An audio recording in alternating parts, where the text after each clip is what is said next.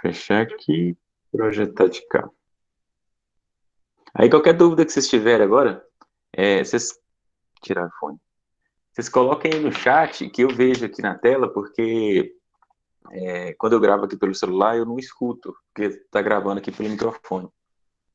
E aí melhora um pouquinho a qualidade de áudio, mas ao mesmo tempo eu não escuto, e se eu escutar aqui pelo fone aqui, eu perco a concentração, porque escutar eu falando é meio chatinho.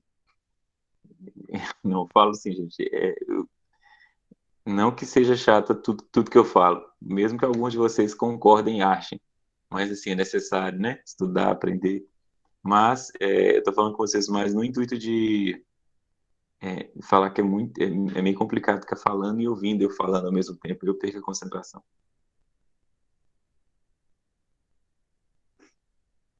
Aqui, olha aqui. Pronto. Então, um pouco ainda da nossa aula de hoje, que vai ser sobre Sêneca e a vida estoica. Antes tem uma outra apresentação que eu queria mostrar para vocês, deixa eu interrompê-la aqui, e na verdade seria uma introdução ao helenismo, daí que eu vacilei. Agora eu vou mostrar. Vamos começar então pelo helenismo.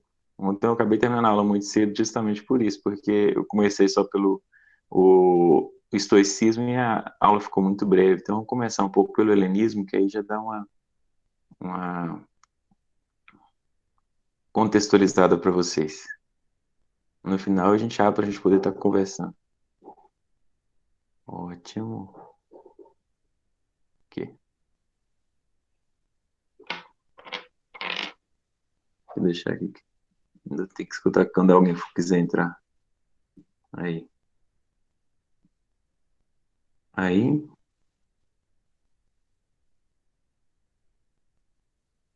Aí.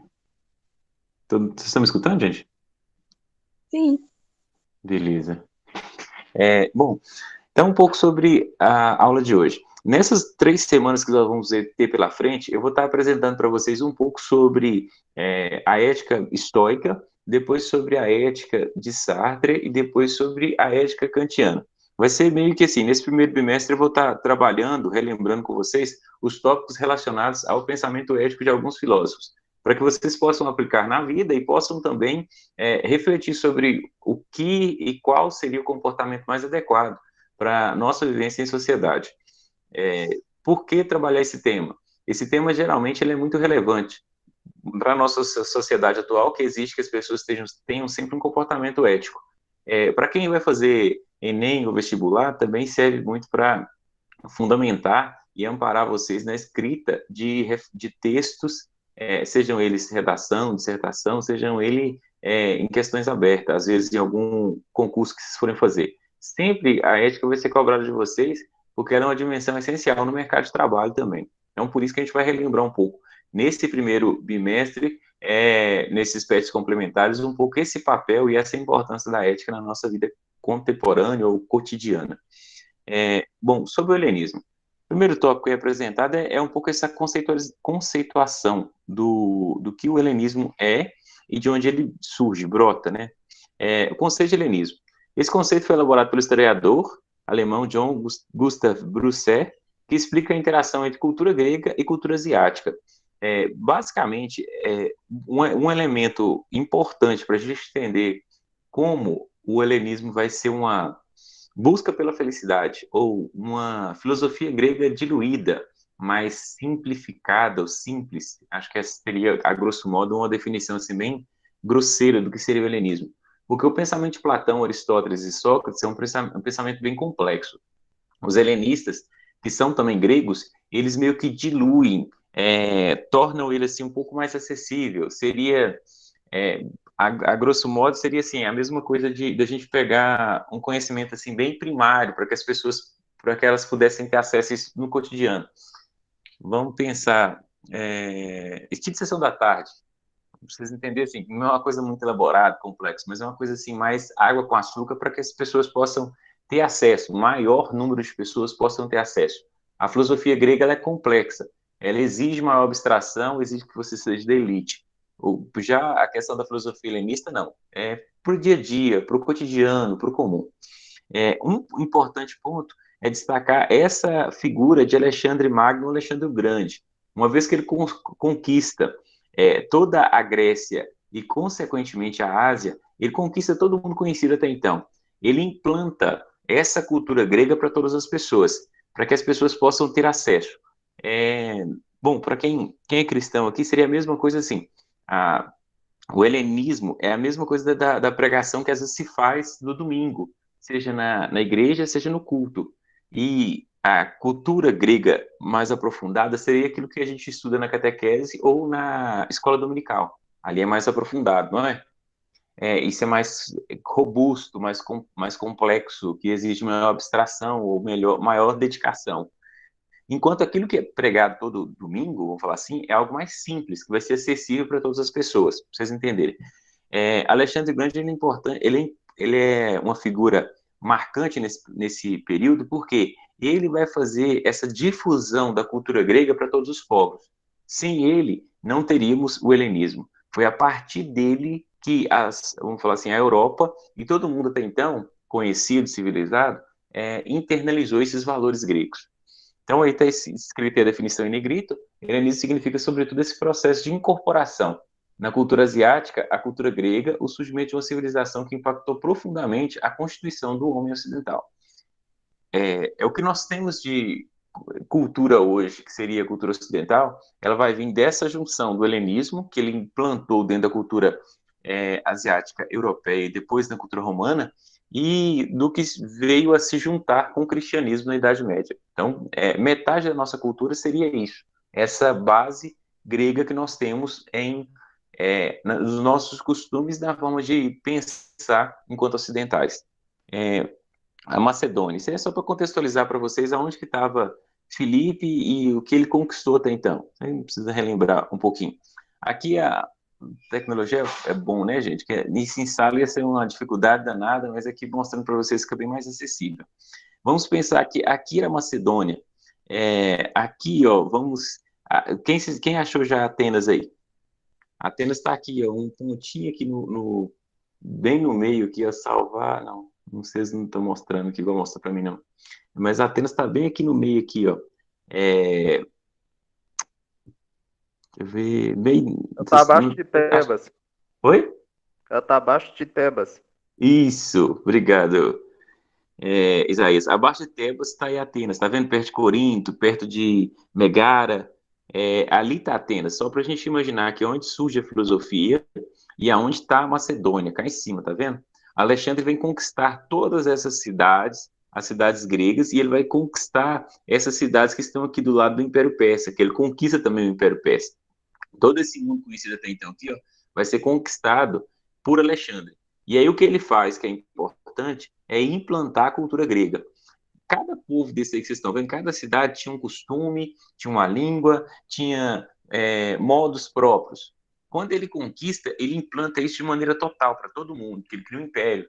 Então todo mundo tem que seguir os mesmos valores dele.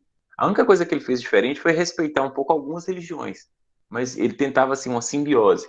Mas na parte de cultura, todo mundo tinha que falar grego e todo mundo tinha que aprender os valores que foram implantados pela cidade de Atenas, por exemplo. Só para vocês entenderem o que significou essa conquista de Alexandre. E como ele foi bem sagaz ou esperto no sentido de implantar uma educação que consolidasse o seu império, o seu poder. Pena que ele morreu cedo. Se ele não tivesse morrido cedo, provavelmente o desenvolvimento do império dele teria sido muito maior. Porque, assim, quando você conquista a pessoa pela cultura ou pela educação, isso meio que incute e implanta nas pessoas uma maior aceitação e um domínio mais efetivo. Por isso que o Império Romano, depois dele, vai implantar o latim em todos os povos. Todo mundo tem que falar latim, porque através da língua você domina mais do que pela força. Então, daí deu para vocês verem um pouquinho do Império. Esse aí é um busto de Alexandre, que relembra um pouquinho. Essa aí é uma cena do filme, eu vou passar, depois eu ponho lá para vocês, porque aqui eu não vou conseguir transmitir para vocês o áudio, se ver só a imagem é triste. Então, aí um pouco de quem é a Alexandre. Filipe II era um grande admirador da cultura grega, por isso contratou nada menos que Aristóteles, tá, gente? Então, quem foi professor de Alexandre? Aristóteles. A gente em filosofia brinca que Platão, Aristóteles e Sócrates pensaram e Alexandre aplicou o conhecimento. Então, por isso que ele foi tão exímio, tão bom administrador. Aristóteles lhe ensinou retórica e literatura, despertou seu interesse para ciências, medicina e filosofia. Após ascender ao trono, enfrentou o Levante na Grécia. Após pacificar os territórios, avançou sobre a Pérsia, com um exército de cerca de 30 mil homens. Após conquistar a Pérsia, Alexandre conquistou a Síria, a Fenícia e a Palestina.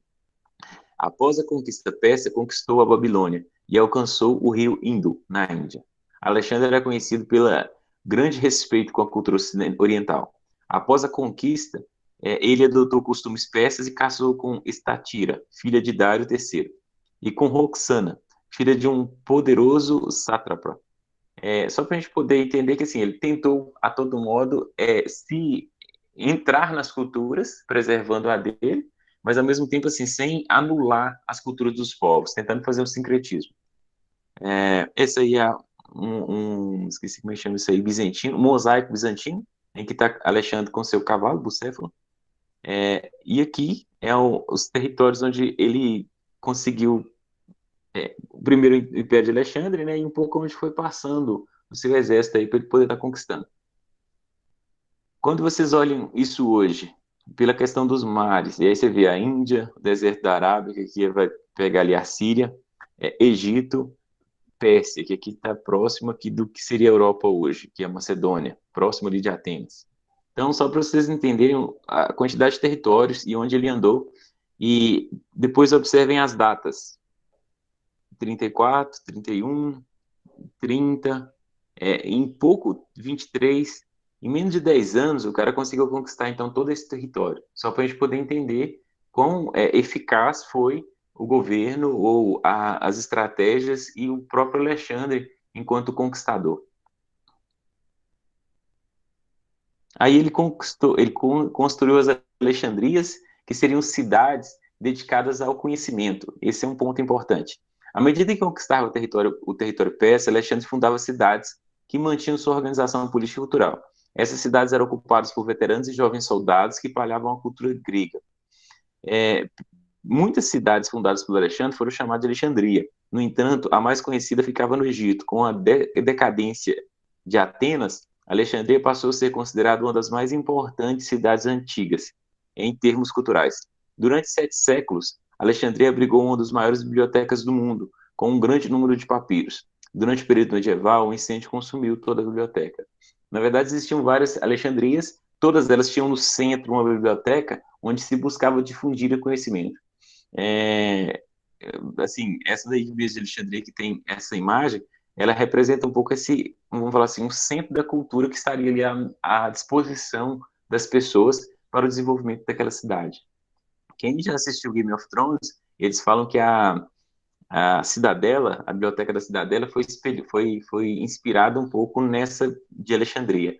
O modelo, a forma e tal. Depois vocês pesquisem um pouquinho no YouTube, só para vocês verem o tanto que o prédio era grandioso. Bom, aí então teve o fim do império dele, né? Com 32 anos então ele morre. O pessoal fala que provavelmente foi envenenado. Não tinha herdeiro, na verdade tinha um filho, mas logo foi morto, o filho, mulher, tudo que era dele, para não correr risco de exigir o trono, e os generais dividiram então seu território, dividiram ali suas posses, e aí deram fim ao Império de Alexandre. Isso aí, só para a gente contextualizar um pouquinho para vocês o que foi e a importância do helenismo. Agora eu vou passar para vocês a corrente que eu quero explicar para vocês hoje. É assim, Lucas, não era bem homossexual, ele era bissexual já, nessa época. Tanto é que no filme Alexandre o Grande ressalta isso bem, que ele tinha um amor por Heféstio. Heféstio não, acho que é Heféstio não, tem um outro, acho que é Heféstio mesmo, Heféstio que ele chamava. Ele era bissexual, como todo grego. O grego, na verdade, eles não eram heterossexuais, todos eles eram assim, é, tinham relações sexuais tanto com homem como mulher. Na verdade, em Atenas era comum ter relação com o homem por prazer e a mulher para, como é que chama? Para procriação, tá certo? Aristóteles falava que a mulher é um homem perfeito, só para a gente poder entender esses valores. Então, na verdade, era costume da época as relações bissexuais, não tinha essa questão de nem hétero nem homo, era todo mundo com todo mundo, ninguém com ninguém. certo? E assim, não tinha também esse vínculo do matrimônio, tá, gente? O vínculo do matrimônio ele surge a partir ali ele vai ser bem consolidado na Idade Média, com os reis e a importância de manter a dinastia. É por isso que o casamento e a relação heterossexual vai ser bem valorizado com o cristianismo posteriormente, século III, século II. Existia desde antigamente, tá? Desde o período grego, desde o período antigo, desde Abraão lá atrás, o vínculo matrimonial é algo consolidado por Deus na criação.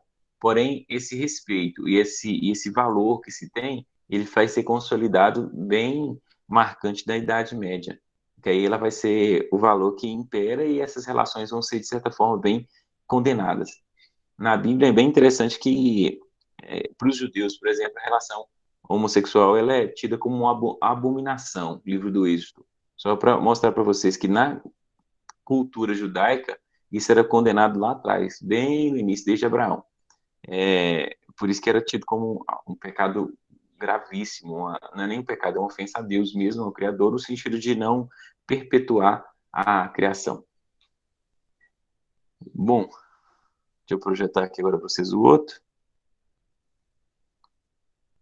Tá vendo, GL? O povo agora brigando agora no Big Brother por causa de caso que o povo tá bissexual, né? Mas antigamente era comum. Bom, um pouco sobre Sêneca e a vida estoica. A vida estoica, então, vai ser uma vida mais voltada para a racionalidade e sem muito prazer. Uma pessoa que tem, quando vocês falam assim, olha, o Lucas tem uma vida bem estoica. O Lucas é uma pessoa que vai ter a vida mais centrada em algo que é prático, algo que não vai dar a ele muita felicidade, mas que vai ser extremamente virtuosa, voltada exclusivamente para a razão. Deixa eu só entender o que o Lucas colocou ali. Ele colocou aqui. A arte de não sofrer. Isso! Sintetizou bem, Lucas. Realmente, a arte de não sofrer. Até porque o sentimento, sofrer está sempre relacionado ao sentimento. E está sempre relacionado a algo fugaz, a algo que é efêmero.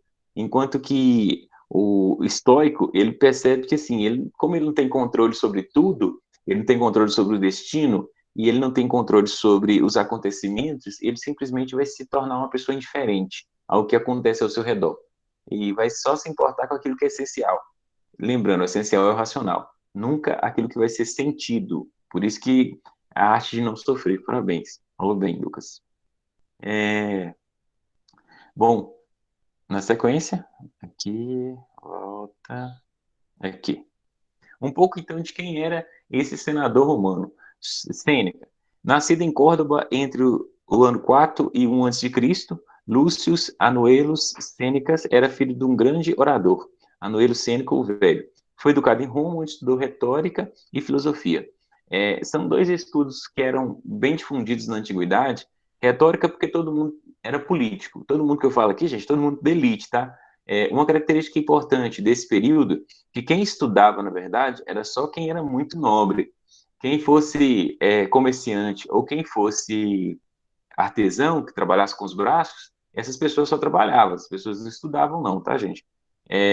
Quem estudava, na verdade, só era quem era da elite e quem, posteriormente, ia ocupar cargos públicos. Por isso que um dos estudos mais importantes era a retórica, a arte de falar em público e de convencer as pessoas, porque como é que você vai, enquanto político, não vai poder falar, né? Você tem que falar e falar bem e convencer todo mundo. E a filosofia englobava todos os saberes, porque aí automaticamente, seja biologia, física, matemática, literatura, tudo ali estava dentro da filosofia, porque era o único conhecimento até então sistematizado. Tornou-se um famoso advogado. Então, assim, eles estudavam retórica e filosofia e se tornavam jurisconsultor, que era advogado na época. Foi membro do Senado romano, foi nomeado gestor e magistrado da Justiça Criminal. Então, esses foram alguns cargos que ele ocupou dentro da cultura, dentro da organização romana de seu período. Despertou a inveja do imperador Calígula. Depois vocês pesquisem para ver um pouco quem foi Calígula e o que ele fez, tá? Só para entender um pouco a figura, ver que às vezes uma pessoa que é virtuosa vai ser sempre perseguida pela pessoa que é meio que psicopata, ou no caso de Calígula, ele era meio megalomaníaco, tá? Depois vocês pesquisem um pouquinho para ver quem é a figura de Calígula dentro do Império Romano, que tentou assassiná-lo. Em 41 depois de Cristo, envolveu-se num processo por duas relações com suas relações com Júlia Lívia, uma sobrinha do imperador Cláudio. Acusado de adultério, foi exilado e partiu para Cócega, onde viveu até 49 depois de Cristo. Posteriormente, Sêneca foi retirado do exílio por Agripina, quarta esposa do imperador Cláudio, e voltou, né? Em 54, Nero tornou-se imperador e Sêneca assumiu as funções de conselheiro até 62. Foi acusado de participar da conspiração de Piso, que teria planejado o assassinato de Nero. Em 65, Sêneca cortou os pulsos na presença de amigos, no que foi seguido por sua esposa Pompeia Paulínia. Na verdade, como ele tinha sido acusado de traição, era melhor ele tirar a vida do que depois eles tirarem a vida dele. Na verdade, sim, na época, se o imperador mandasse a pessoa morrer, gente, ela tinha que morrer, tá? Ele simplesmente decretava nesse sentido. Depois vocês pesquisem um pouquinho em alguns filmes que aparecem um pouco essa cena, porque assim, parece trágico pra gente, né? O cara cortar o pulso, olha aí pra você ver, eles retrataram isso de forma artística. Mas ali, vocês estão vendo aqui no fundo, tem soldados, né? Olhando. Então, isso é uma ordem. Isso não é um pedido, um desejo deles, não. Pintura que representa a morte de Sêneca e da sua esposa. Então, é para vocês verem um pouco ali o contexto. Aí a gente, a partir do pensamento, a partir do filósofo, a gente apresenta então um pouco do pensamento agora estoico. O estoicismo é um movimento filosófico que surgiu na Grécia Antiga e que preza a fidelidade ao conhecimento, desprezando todo tipo de sentimentos externos, como a paixão, a luxúria e demais emoções. Então, uma vez que você despreza emoções, que você não dá valor à luxúria, ao desejo, e ao momento em que você não valoriza a paixão, você fixa ou concentra sua vida exclusivamente naquilo que vai ser racional e de maneira equilibrada, sem extremos. Todo extremo vai trazer vício, e todo equilíbrio vai te levar no caminho da virtude. Então, por isso que é importante buscar a todo momento a virtude. Uma vez que nós não controlamos a vida, não controlamos os acontecimentos, temos que ter simplesmente aceitação. Porque assim, vamos falar assim, a correnteza da existência, tem um outro termo mais bonitinho, mas tipo assim, assim como a vida vai nos levando, nós aceitando a correnteza dos acontecimentos, eles não impactam tão negativamente na nossa existência. Porque simplesmente você vai, de certa forma, aceitando as coisas, sem sabendo que aquilo que você pode mudar, você vai mudar, aquilo que você não pode mudar, simplesmente você vai aceitar. Você não vai lutar contra a correnteza, você vai na correnteza da existência. Para o ser humano alcançar a verdadeira felicidade, deveria depender apenas das suas virtudes. Para alcançar a felicidade, você tem que buscar sempre o quê? O conhecimento. O conhecimento voltado para as virtudes seria sempre o equilíbrio entre a falta e o excesso, né? Entre a falta e o excesso, buscar sempre o equilíbrio, no sentido de Sócrates, mas tentando fazer o possível para se afastar dos vícios. Quanto mais nós nos afastamos dos vícios, mais virtuosos nós nos tornamos. Quanto mais eu me dedico ao trabalho, menos preguiçoso eu vou ser. Quanto mais eu como de maneira equilibrada, menos guloso ou obeso serei. E é isso sucessivamente, trazendo sempre a nossa vida para aquilo que seria um caminho equilibrado. Sêneca pregava os ensinamentos estoicos, mas não cumpria. Tá? Então, é uma característica também. A gente quase não vê essas coisas, né, gente? A pessoa que geralmente fala muito e nunca faz aquilo que fala, né? Ele não foi diferente. Enquanto pensador, ele sabia, e tem vários escritos. Depois, acho que um dos escritos que eu pedia para sempre explicar na sala de aula era a brevidade da vida dele, em que ele vai colocar aqui: a vida para a pessoa virtuosa, ela vai ser sempre uma vida longa e feliz. Para a pessoa viciada, ela vai ser sempre curta e insatisfeita, porque a todo momento ele não vai ter satisfação. Ele vai ser sempre assim, uma pessoa que não está vivendo com intensidade, logo a existência dele se torna sem sentido, efêmera, porque ele é uma pessoa cheia de vícios, cheia de doenças na alma, para a gente entender. Enquanto a pessoa virtuosa, não. O período em que ele vive, como ele é intenso, ele vai ser sempre marcado pela realização. Até porque ele busca pelo caminho que é mais primoroso, não pelo caminho que é mais fugaz, vazio ou sem sentido. O criador dessa escola foi esse filósofo, Zenão de Sítio, que ele criou então o estoicismo. E ele defendia que todo o universo seria governado por uma lei natural, divina e racional. E aí o papel do filósofo, o papel da pessoa racional é entender como essa lei age e funciona e aceitar essa lei. Entender aqui não no sentido de dominar, mas entender no sentido de saber que ela vai imperar e que nós simplesmente podemos e temos que contribuir para o seu desenvolvimento como um todo na sociedade ou na existência do cosmos. Basicamente é um pouco isso, um pouco da filosofia de Sêneca para vocês. Deixa eu só abrir aqui para mim falar com vocês um pouco das questões, que ajuda vocês a responder. Lá eu coloquei para vocês 3 questões fechadas, tá? Sobre Sêneca. Mais tarde eu vou colocar lá para vocês, eu coloco aqui agora. E Marco Aurélio. Ele também é um filósofo estoico, Lucas, e na verdade ele é o maior filósofo estoico, tá? Eu só não destaquei ele aqui para vocês do pet complementar para não ficar pesado. Mas ele também, e ele diferente de Sêneca, ele aplicou muito, porque ele foi o último grande imperador romano. Depois dele o império começa o período de decadência. E ele conseguiu aplicar muito dos conceitos da filosofia estoica na forma de governar o império. E era um imperador bem respeitado.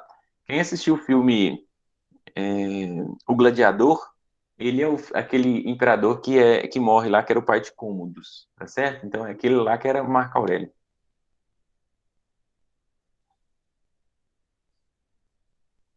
Aqui, deixa eu só abrir aqui para ler para vocês um pouquinho as questões. Vocês estão vendo aí? Vocês não podem ver, não.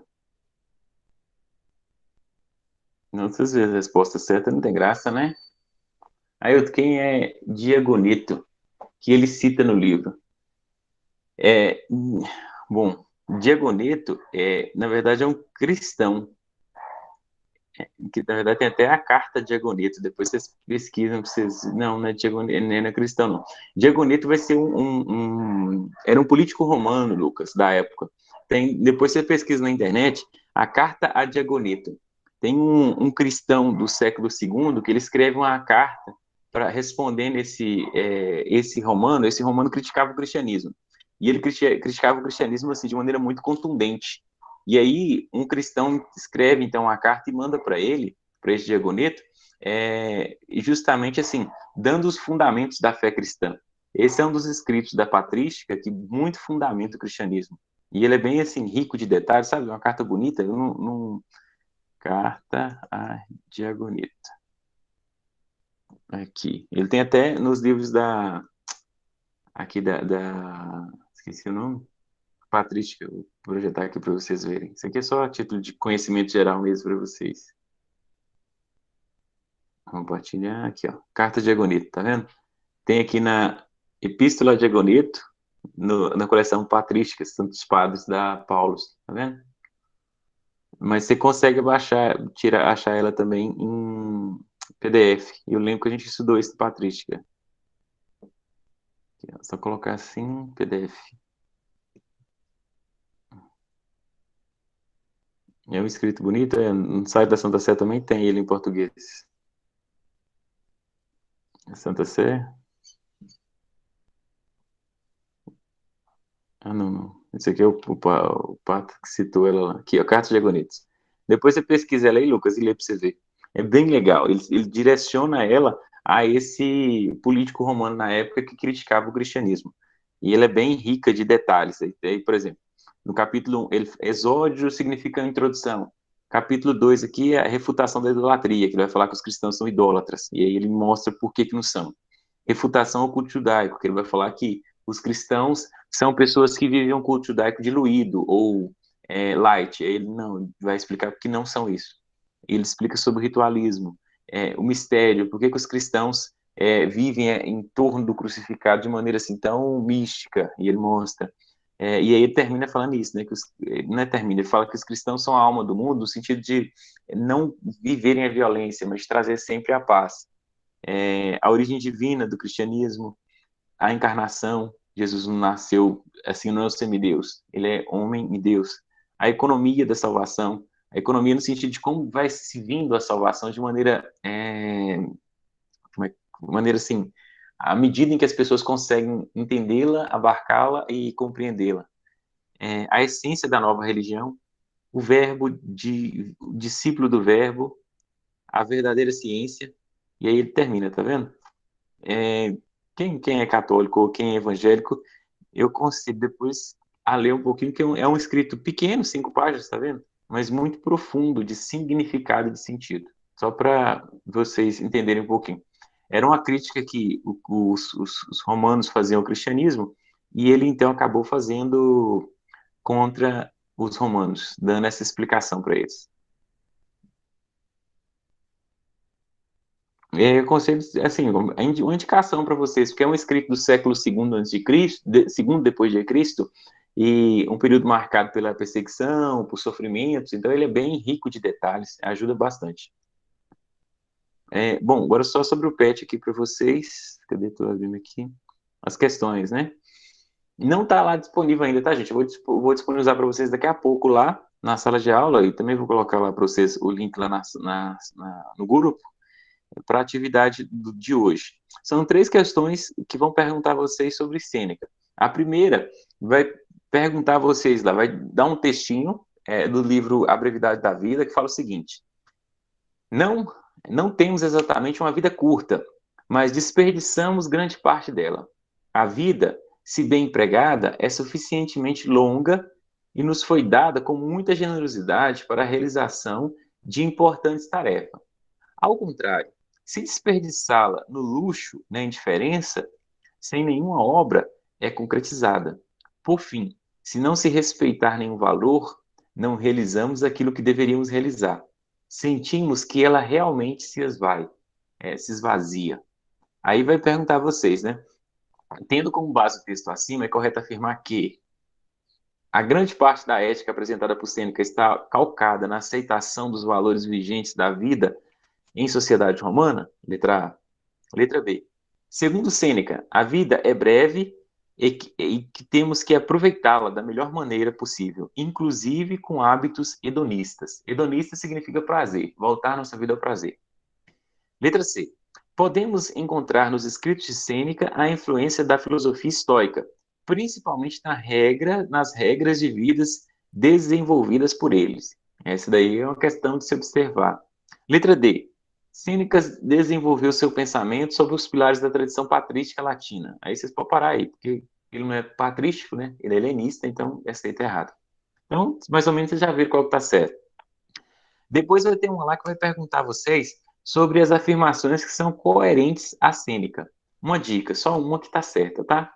Então, vai ter sempre 3, várias opções, então uma lá vai estar certa. E a última vai apresentar pensamentos de Sêneca e vai pedir vocês para comparar com o tópico abaixo e marcar também qual que está certo. E aí eu dou uma dica para vocês que a que vai estar certa é a que tem sempre... a que tem 3 tópicos vai estar certo. Só essa dica para vocês estar fazendo essa atividade, então. Acho que é isso. Deixa eu voltar aqui para a gravação suas agora e mudar aqui o vídeo aqui. Que favorece acompanhar vocês. Vou passar para cá. Sair daqui. Aí.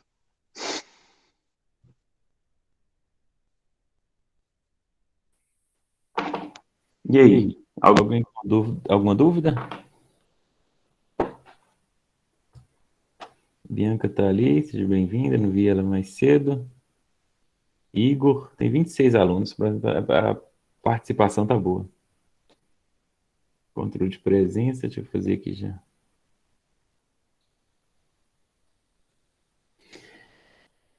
Não. Ah, que bom, Lucas. Obrigado, Cauane. Valeu, Lucas. Gente, então era isso. A aula nossa de hoje. Nossa, o intuito é justamente não cansar vocês muito na primeira aula, porque senão depois vocês não voltam, né? E ao mesmo tempo também não deixar vocês dormir muito, né? Porque senão vocês já acordaram com preguiça e assistem a aula deitada aí que vocês dormem mesmo. Mas como vocês não têm dúvida, a Ellen também está participando da aula. Seja bem-vinda, tá, Ellen? Obrigado, Brenda. Bom que a gente mata um pouquinho a saudade de vocês, né? Agora eu vou colocar aqui o link da atividade para vocês aqui já. Que aí quem quiser fazendo já pode fazer já também. Peraí só um minutinho. E aí depois eu ponho lá no grupo, que aí só vocês clicar aqui agora no chat, aí já dá para vocês já fazendo também a atividade, que aí não perde tempo. Eu vou divulgar lá agora também para vocês, colocar na sala, que aí dá para vocês já ir fazendo também a atividade também. E aproveita enquanto tá fresquinho na cabeça, né? Aqui. Copiei. Valeu, obrigado, Vitória. Muito bom, Gleidson. E aí, Ellen, você ia ficar fora da sala, tá? Você largar de ser lerda. Fica esperta não, viu, Ellen? Ia entrar só no segundo horário, não, os meninos? Uai. Mas não pode não. Né, Ellen? Melhora pra você ver não, tá? Não tem chamada, não, Ailton? Não, a chamada, eu consigo fazer ela por aqui, o DRL. Geralmente no meu aqui tem um aplicativo aqui que você habilita ele, todo mundo que ele entra, ele já coloca lá a hora que você entrou, na planilha de Excel. Então eu já fiz a chamada já. Saudade pra alguém pra fora da sala, né, Ellen? Né, Vitória? Que aí a gente mata um pouquinho a saudade, que isso é bom. Pois é. Aí, Saudade de ter ponto por não ler o livro, né? não, saudade de tirar ponto do livro do povo.